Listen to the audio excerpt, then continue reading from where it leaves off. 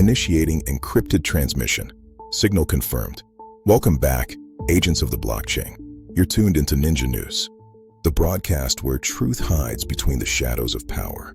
I'm your host, Crypto Ninja. Tonight's story, the world's most infamous predator, a network of hidden investments, and an unlikely intersection with Bitcoin. Fresh government memos and unsealed archives have triggered new questions. How deep did Jeffrey Epstein's connections run inside the early crypto world? And what was he really trying to build? Stay locked in. This isn't about one man holding a wallet. It's about money, manipulation, and influence. Let's begin. Jeffrey Epstein, financier, convicted predator, and master manipulator. He moved through the world's richest circles with ease. His social reach included scientists and tech elites. What few realized was how far his interests stretched into the future, into AI, biotech, and cryptocurrency. Let's go back to 2014. Bitcoin was young and uncertain. The Bitcoin Foundation was collapsing. That's when MIT's Media Lab stepped in. Their new digital currency initiative, known as DCI, became a refuge for those developers. But the funding came from multiple sources. Among them, Jeffrey Epstein.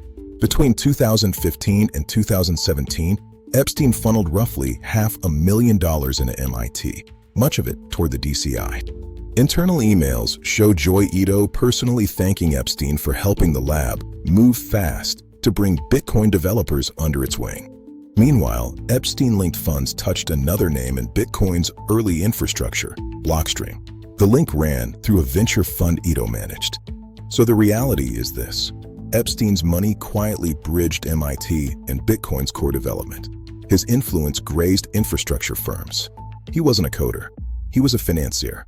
Epstein created spaces where influence could gather, salons for power and technology to intermingle. Unsealed documents list attendees at private dinners.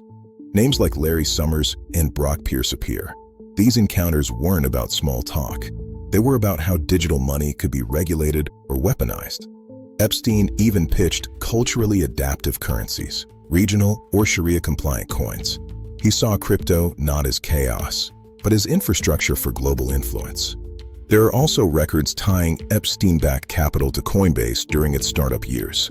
Epstein reportedly committed around $3 million. He wasn't wagering for fun. He was securing access, information, and credibility, the kind of capital money alone can't buy. Let's cut through the conspiracies. No credible evidence suggests Epstein created Bitcoin or controlled Satoshi Nakamoto's identity. That's pure fiction. What is factual is that Epstein's money entered Bitcoin's orbit through MIT donations, venture funds, and early-stage investments. Why does this still matter? Because Bitcoin isn't just a currency.